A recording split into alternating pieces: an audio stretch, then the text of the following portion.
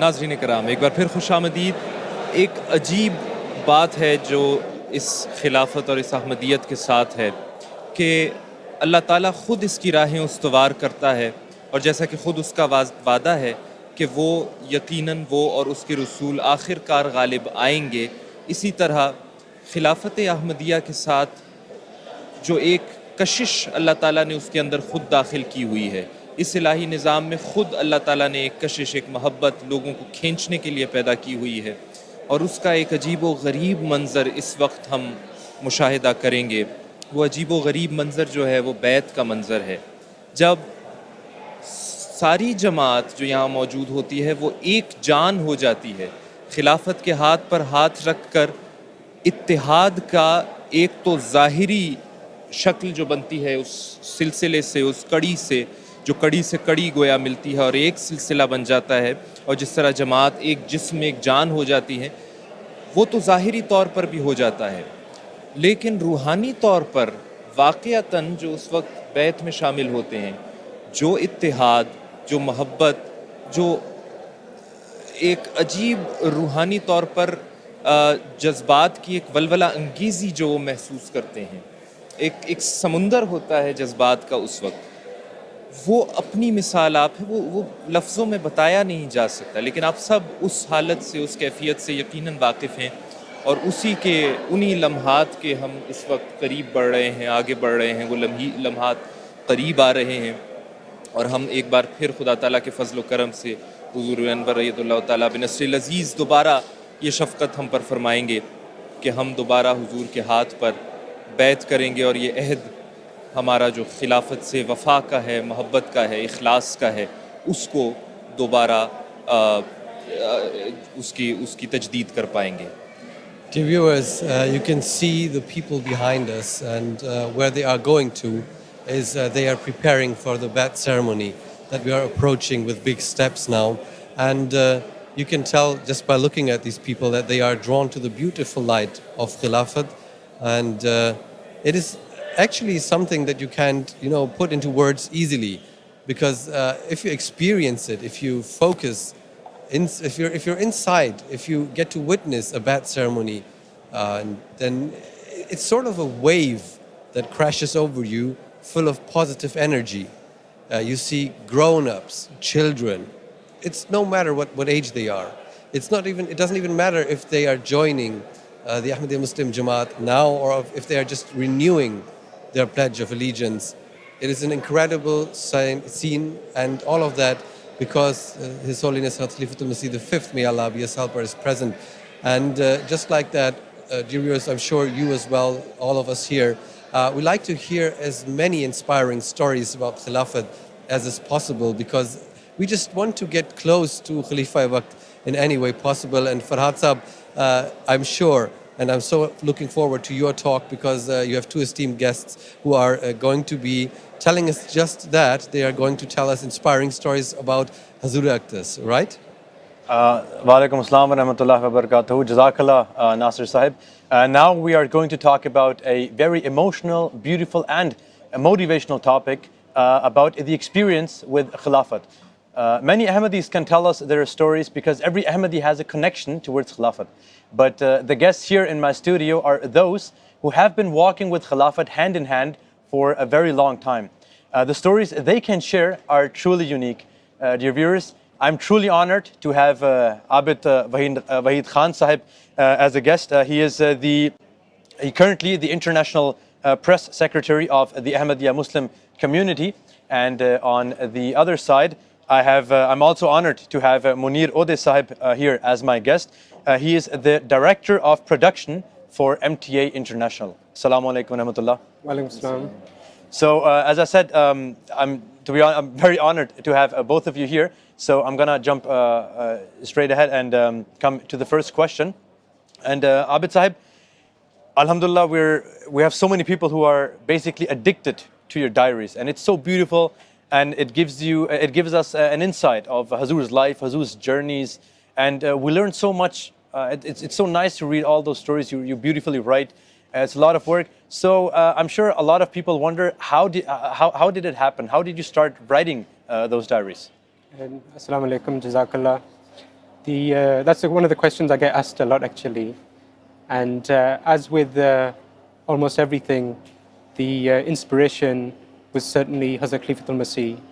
When Hazur visited the United States in 2012, I was fortunate enough to be amongst those who was accompanying Hazur, and I had a feeling it was going to prove a very historic and memorable tour.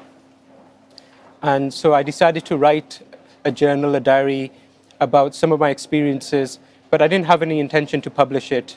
The aim was that perhaps in 15 or 20 years, my family members or myself could reflect on some of the experiences once my memory started to fade.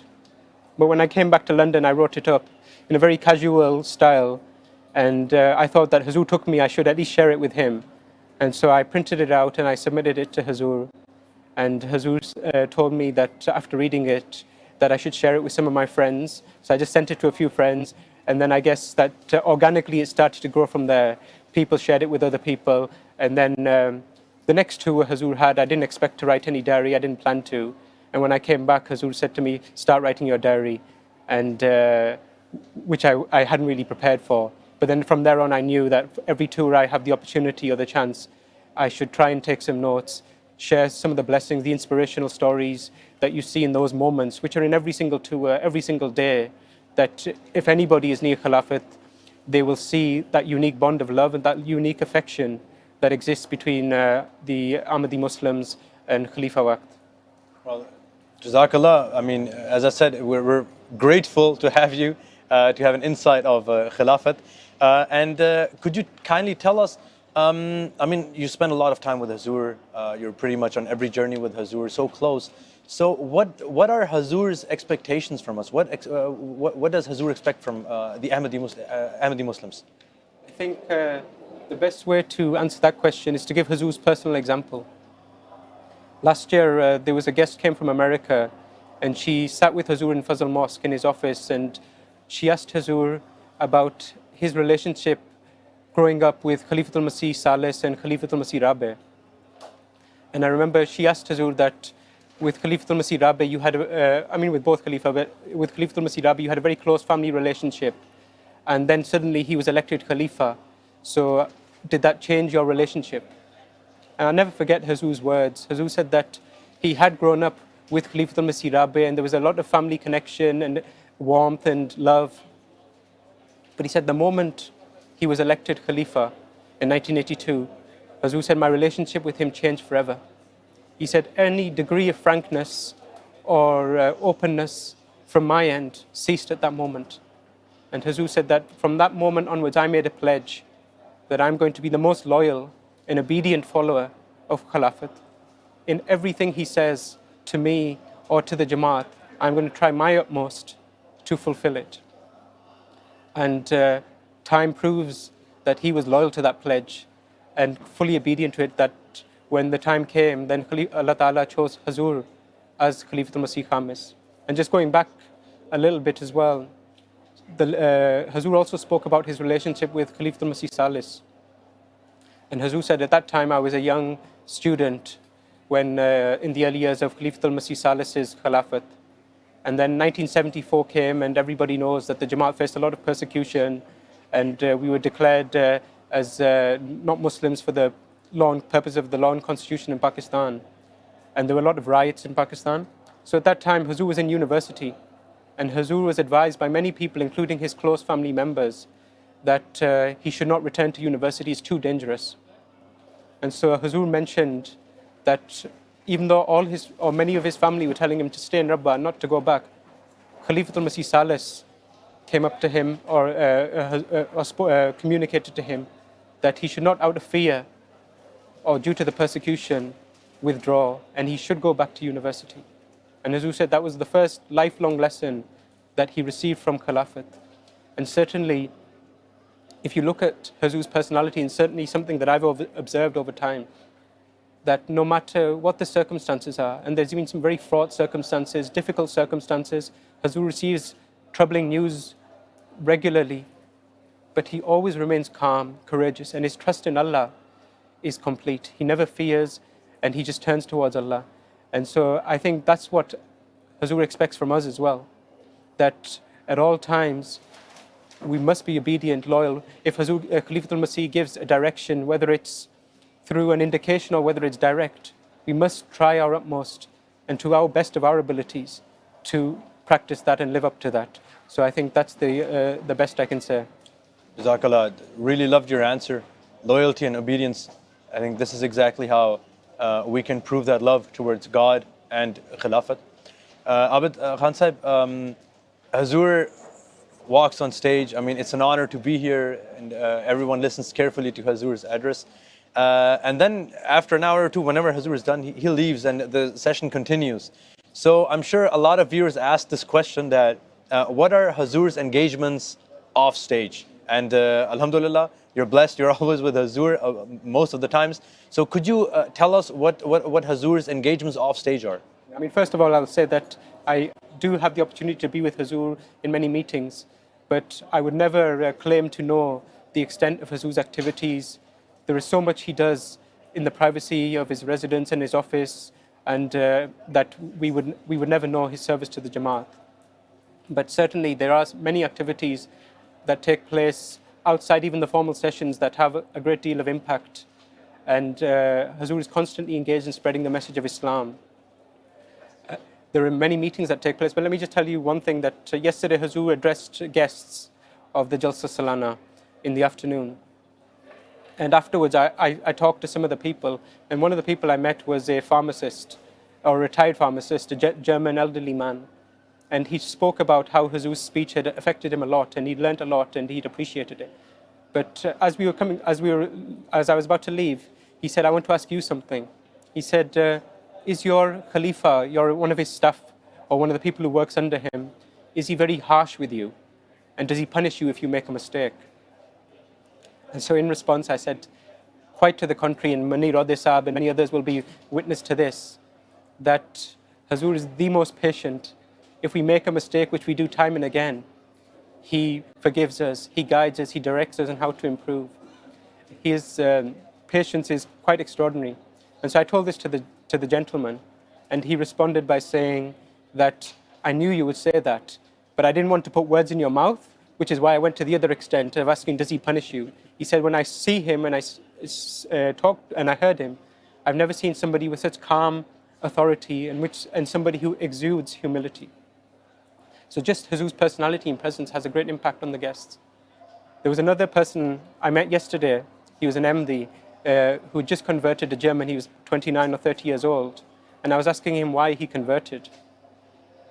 And he said that he'd been learning about Ahmadiyya on and off for about a year, but he said there was some questions in his heart which he wasn't convinced about. And he said he talked to the missionaries or to his contacts, and he said he still wasn't convinced. So he said he wrote those 4 questions to Hazur about 6 months ago in a letter. And he said that, to be honest, I didn't really expect any answer. I'd been told that Hazur gets thousands of letters every week, even every day. But he said that in response, a few weeks later, I got a 2-page letter, A4 letter, and there was no space left on the pages because Hazur, in such detail, had answered each of my questions. And he said, when I read it, I was completely stunned that this person is so busy, yet he still found the time for somebody who's not even a member of his community. And he said, that was enough for me. I read the answers, they satisfied my heart, and I accepted Ahmadiyyat. Going back to your question, in this Jalsa, outside of the sessions, Hazur has had a number of meetings with different delegations who come from different countries, including guests, including new converts of Ahmadiyyat. On the first day, Hazur had several meetings. Yesterday, he had a very large meeting with guests from different Arab countries where they get to share their experiences. They get to speak to Hazur, ask him questions.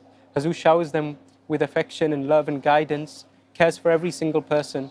And then, of course, apart from that, Hazur is preparing for the different addresses. He meets different people. So I think the main Jalsa sessions in terms of Hazur's activities are the tip of the iceberg. And hopefully, if I get a chance to write a diary, when we go back, I'll try and share a few more incidents. Inshallah, inshallah. Can't wait to read those. Munir Sahib, you're, alhamdulillah, also a very known face. And we know you've been walking hand in hand with Khilafat as well. So could you kindly share any stories with us in regards to Hazur's engagements off of stage? to be honest, is to do justice to in telling stories and how people feel when they meet Hazrat Amir al-Mu'mineen. It's quite difficult. Abid Saab has narrated some of the stories, some of the incidents that he's witnessed. But I think one side that always touches me immensely, and we all, as Muslims, we think about the Holy Prophet sallallahu alaihi wasallam, about his time, and people wish to desire to see him or lived at that time possibly. But Allah subhanahu wa ta'ala is so merciful, and he's granted those people the second coming of the Holy Prophet sallallahu alaihi wasallam by the coming of the promised Messiah alayhi salatu wasalam, and we having the living, ever-living Khilafat to manifest that experience, and that is a living environment of what the Holy Prophet ﷺ was meant to bring to this world. And you see the qualities sometimes that our Khalifas manifest of following the Holy Prophet ﷺ, and you only can say what a follower of a great master. And we see that at every level in dealing with people, in the amount of support that Allah subhanahu wa ta'ala grants the Khalifa wherever he goes, whatever he does. And when Abu Sab was talking about the engagements of Huzur, once in a mulaqat last year of a non-Ahmadi brother asked Huzur, Your Holiness, this is a Jalsa, a busy time for you. So what is your routine? And Huzur answered, in fact, Jalsa is probably less busy for me than normal days. And he said to him, so, Your Holiness, how do you do it?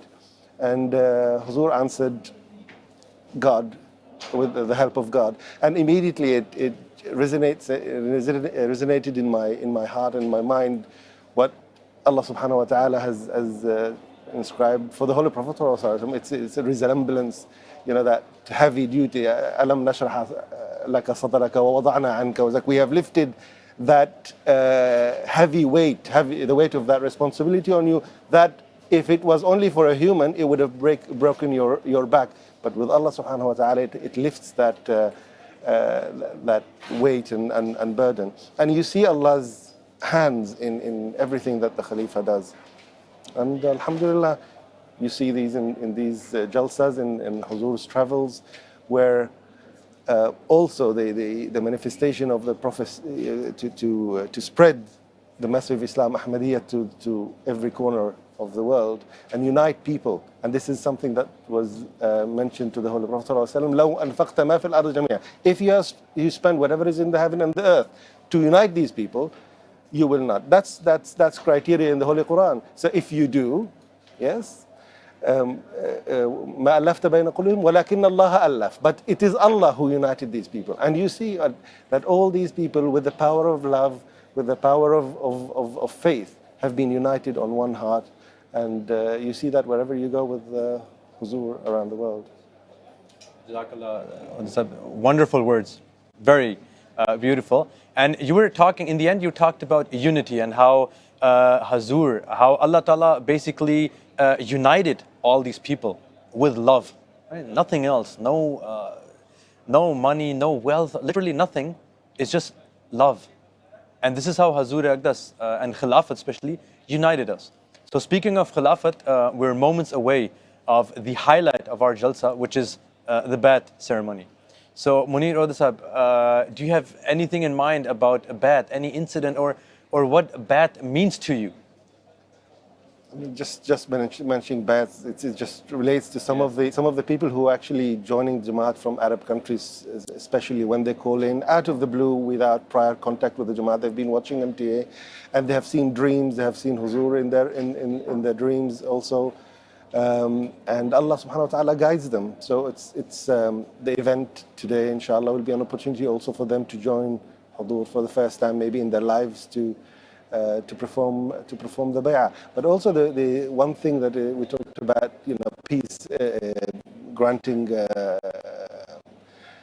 unity with love and also peace. And how do you grant peace? When Surah Al-Istikhlaf says, وَلَيُبَدِّلَنَّهُم مِّن بَعْدَ خَوْفِهِمْ أَمْنًا. It's something that unique. You notice with the Khulafa that it's with their appointments somehow that Allah subhanahu wa ta'ala takes that sense of fear out of their hearts, and they care not about anything from conveying the message, regardless of the consequences. And alhamdulillah, you see that, and that gives you the courage, and that gives the people, the followers, also the strength. Abid Khan Sahab, you were also talking about loyalty and obedience. So I think bad is connected so especially to these two words. I mean, we're moments away from that moment when everyone here present pledges loyalty and obedience towards Khilafat. So is there anything you could tell us about Bai'at? The thing is that I would say that Bai'at, when you see it, whether it's in the UK Jalsa, here in Germany, or in other countries, it's a great reflection of the truth of the promised Messiah, that he was this single individual over 125 years ago, or however long, 130 years ago, sorry, who made this claim. And now people from all parts of the world are joining him in their droves. And their sense of faith is truly incredible. When you see their faith, actually, people like me who are born Ahmadis, we feel ashamed at our own standards. I mean, I met recently a lady who was a convert to Ahmadiyyat, and she was telling me about her experiences in Bai'at and also her experiences of Ahmadiyyat and Khilafat. And she said that her in-laws were furious that her and her husband had accepted Ahmadiyyat. And they tried every single possible thing to try and drive them away. They persecuted them, they were harsh with them, they tried to lure them, whatever they could do. In the end, they brought her a contract. And they said that if you sign this contract, it means that you can have much of our wealth, you can have a beautiful house, and you can have all the riches that you would need. But the only condition is that you and your husband leave Ahmadiyyat. And she said that when she saw this contract, she took it from them. She said, I ripped it into as many pieces as I could. And I said that me and my children and my husband, we don't even need our lawful inheritance according to Islam, because we have found the truth, which is the message of the promised Messiah. So, I mean, I think you're right that the Bai'at certainly is, in emotional terms, the highlight of the Jalsa. Jazakumullah ta'ala asnal jaza, Munir Ode Sahib and Abid Khan Sahib. It was an honor to have you here and to share these wonderful stories with our guests. There is so much to talk about regarding Khilafat, and I'm sure our respected guests can go on and on. Jazakallah for giving us the insights majority cannot access. As I said, we're very thankful to have you here. Dear viewers, we are proceeding towards the Bai'at ceremony, which will begin very soon. Jazakallah for joining us. Please stay tuned. We will continue with a short break and then back to Nasir Mahmood Sahib. Assalamu alaikum wa rahmatullahi wa barakatuh.